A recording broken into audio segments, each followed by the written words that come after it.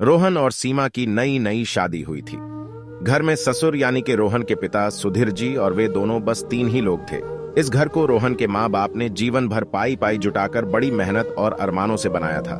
वरना आज के समय में मुंबई में घर बनाना तो दूर की बात है, किराए पर लेना भी बहुत बड़ी अचीवमेंट से कम नहीं है। जब रोहन कॉलेज में था तब माँ उन्हें और दुनिया को छोड़कर जा चुकी थी। एक काम वाली बाई सकू थी जो सुबह से लेकर शाम तक उनके घर का सारा काम करती थी। इसलिए सकू बाई का दिन भर अब घर में रहना सीमा को अपनी प्राइवेसी में बाधा सा लगता था। इसलिए अब सकू बाई सुबह खाना बनाना, कपड़े और पोछा करने के बाद चली जाती और वापस शाम को लौट कर खाना बनाती। सकूबाई की दोपहर की गैर हाजिरी से कई छोटे मोटे काम दिखाई देने लगे, जिनमें से ज्यादातर काम बिना कहे सुधीर जी ये सोचकर कर लिया करते कि बहू को मदद हो जाएगी, लेकिन बहू सोचती कि ससुर को औरतों के काम में दखल देने की आदत है। वे एक दिन मौका देखकर सीमा ने रोहन से कहा, क्यों ना हम बाबूजी को वृद्धाश्रम में भेज दें। सिर्फ एक बार पैसा भरना पड़ेगा और उन्हें भी अपने उम्र के लोगों का साथ मिल जाएगा। हमें भी अपनी प्राइवेसी के बारे में ज्यादा सोचना नहीं पड़ेगा। रोहन ने सीमा की बातों पर ज्यादा ध्यान नहीं दिया। कुछ दिन ही बीते थे कि बाबूजी अपने दोस्तों के साथ 8 हफ्ते के लिए टूर पर गए और इत्तेफाक से इसी दौरान सक्कू बाई भी छुट्टी पर थी। फिर क्या सीमा को जैसा चाहिए था वैसा समय मिलने लगा। अब रोहन रेस्टोरेंट में खाना खा लेता था और सीमा का काम ऑमलेट, ब्रेड या मैगी से चल जाता। खाना बनाने की टेंशन नहीं थी, लेकिन घर में निकलने वाले सारे काम तो अभी भी करने ही थे। ससुर जी की गैर हाजिरी में सीमा को एहसास हुआ कि वह बिना कहे ही जो काम कर लिया करते थे उनसे कितना फर्क पड़ता था। छोटे मोटे लगने वाले यह काम भी काफी समय और एनर्जी लेने वाले थे। कुछ दिन बीतने के बाद एक दिन रोहन सीमा को कहता है, चलो आज कहीं बाहर घूम कर आते हैं। सीमा बड़ी खुशी खुशी सज धज कर बाहर घूमने के लिए तैयार हो जाती है।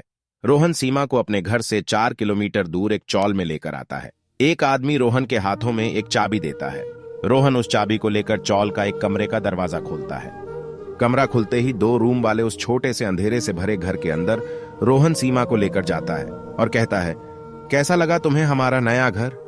रोहन कहता है, हम अगले महीने से इसी मकान को भाड़े से लेकर रहेंगे, अलग, और अपनी प्राइवेसी का मजा लेंगे। अभी मेरी आमदनी के हिसाब से हम इसी को अफोर्ड कर सकते हैं। रोहन का यह व्यवहार सीमा के समझ में नहीं आया। वह चौंकते हुए कहती है, हमारे पास अपना इतना बड़ा घर तो है, फिर क्यों हम भाड़े से रहेंगे? रोहन उसे टोकते हुए कहता है, सोच समझकर बोला, करो, वह घर हमारा नहीं है, वह माँ बाबूजी का है। तुम्हारे पास 1 महीना है सोचने के लिए कि तुम्हें आगे क्या करना है। दोनों वहां से वापस अपने घर लौट आते हैं। पूरे रास्ते सीमा के दिमाग में तरह तरह के विचार चल रहे थे। घर पहुंचते ही उसने रोहन से कहा, माना कि यह घर माँ बाबूजी का है, लेकिन क्या हमारा इस पर कोई हक नहीं है? रोहन ने कहा, बिल्कुल है, लेकिन माँ बाबूजी के बाद, जब तक वह है तब तक तो नहीं। तुम्हें हक समझ में आता है तो तुम्हें जिम्मेदारियां भी समझ में आती होंगी। सिर्फ हक के बारे में सोचकर और अपनी जिम्मेदारियां भूलकर स्वार्थी होना क्या भला अच्छा होता है? सीमा के पास रोहन के इस सवाल का कोई जवाब नहीं था। वह सोचने लगी कि उसने अपने क्षणिक सुख के स्वार्थ के लिए इतने नीचे गिरकर ऐसी घटिया सोच अपने दिमाग में आने दी। उसे मन ही मन पछतावा होने लगा। सीमा रोहन से बोली, मुझे माफ कर दीजिए, मैं सच में स्वार्थी हो गई थी, मुझसे बहुत बड़ी गलती हो गई। रोहन बोला, तुम्हें पछतावा हुआ, मेरे लिए यही काफी है, मैं तुमसे नाराज नहीं हूं। बेटे और बहू का यह वार्तालाप सुधीर जी दरवाजे पर खड़े होकर सुन रहे थे। उन्होंने आसमान की तरफ देखा और बोले, भाग्यवान, तुम धन्य हो जो तुमने ऐसे बेटे को जन्म दिया है। उन्होंने दरवाजा खटखटाया। बहू ने दरवाजा खोला तो उनके हाथों में पकड़ी थैली से गरम गरम समोसों की सुगंध उसको आने लगी। ससुर ने अपनी बहू से कहा, वो कोने वाले हलवाई के पास से लाया हूं, तुम्हें बहुत पसंद है ना?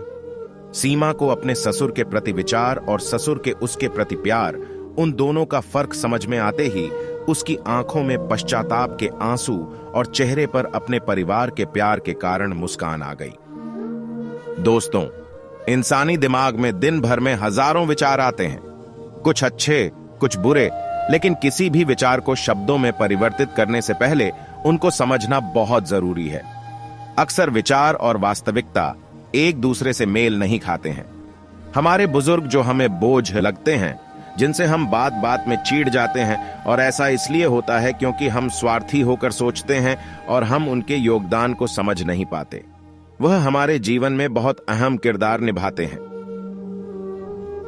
इसी के साथ दोस्तों, यह कहानी आप लोगों को कैसा लगा?